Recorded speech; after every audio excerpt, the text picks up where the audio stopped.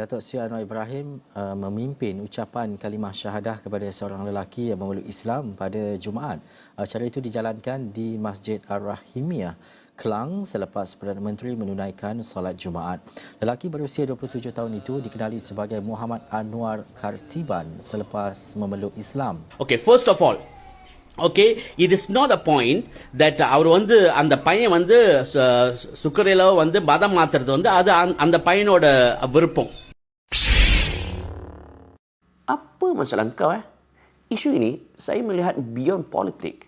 Orang yang tak puas hati seolah-olah dia buta undang-undang ataupun dia buat tak erti tentang the law of the land ataupun undang-undang tanah bumi negara kita Malaysia ataupun mungkin dia dibutakan oleh sentimen politik. Pertama, engkau klaim bahawa tindakan Perdana Menteri mengislamkan seorang non-Muslim bertentangan undang-undang. Apa benda ni? Pertama, saya setuju dengan komen KJ tentang isu ini. Dalam hal ini Syaril, saya nak mempertahankan PMX, Datuk Seri Anwar. Datuk Seri Anwar adalah Perdana Menteri.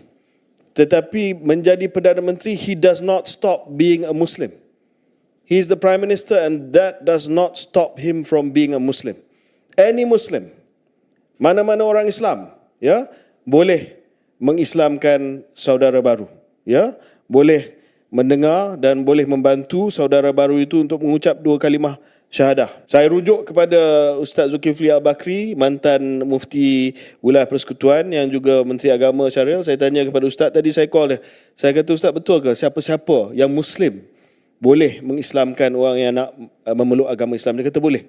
Siapa-siapa pun boleh. Malah ia menjadi bertanggungjawab kita sebagai seorang Muslim kalau orang tu dah nak masuk tanpa paksaan. Dia nak masuk, dia nak memeluk agama kita. Ya. Kita melafazkan dua kalimah syahadah bersama dengan dia. Cuma dia kata selepas buat tu daftarlah dengan Jabatan Agama Negeri tersebut. Kedua, Perlembagaan Persekutuan sebagai undang-undang tertinggi di Malaysia menyatakan bahawa Islam adalah agama persekutuan. Islam is the religion of the federation. Dan Perdana Menteri adalah ketua eksekutif di dalam mentadbir negara. So what's the problem? Dan yang ketiga, tidak ada undang-undang negeri, tidak ada enactment maupun ordinance yang menghalang seseorang yang berjawatan Perdana Menteri untuk mengislamkan seorang non-Muslim. Dengan syarat dia dengan rela hati menjadi seorang Muslim.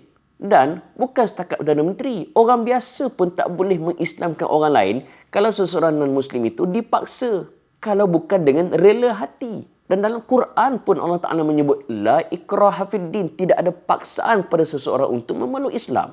Dan kau pula kata ini adalah gimmick politik. Come on lah. Dari segi strategi, kalau nak dapatkan sokongan politik, baik dibuat semasa PRN baru ni. Tapi PRN dah habis. Dan dikukuhkan lagi dengan pengakuan daripada seorang aktivis, seorang sukarelawan PERKIM, sebuah organisasi yang membantu mu'alaf yang masuk Islam, iaitu Tuan Haji Ushim, yang juga merangkap seorang kaunselor berdaftar. Dan saya kenal dia.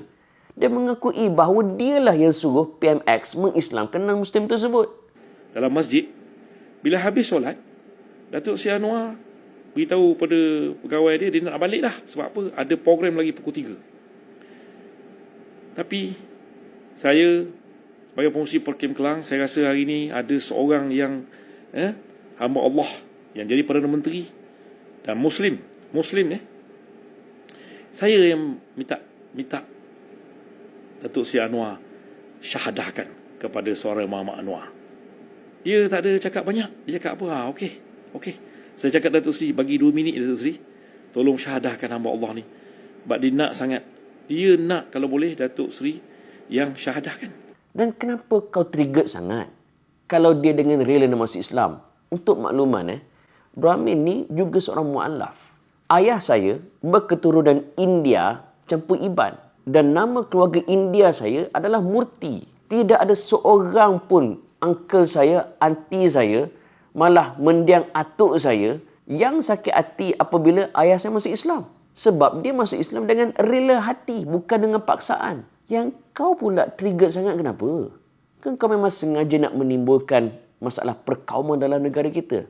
Please, be matured. Jangan kerana sentimen politik, kau jadi buta undang-undang dan akhir sekali menampakkan lagi ketidakcerdikan diri. Dan kita sebagai Muslim, apabila ada Muslim yang lain yang mengislamkan seorang non-Muslim. Nabi Muhammad SAW menyatakan kelebihan kita apabila mengislamkan seseorang. Man da'a ila huda. Barang siapa yang menyuruh ke arah hidayah. Kana lahu minal ajr. Mithlu ujuri man tabi'ahu. Maka baginya ganjaran seperti mana orang yang mengikutinya. La yanqusu min dhalika ujurihim syai'a. Tanpa mengurangkan sedikit pun pahala daripada orang yang melakukannya.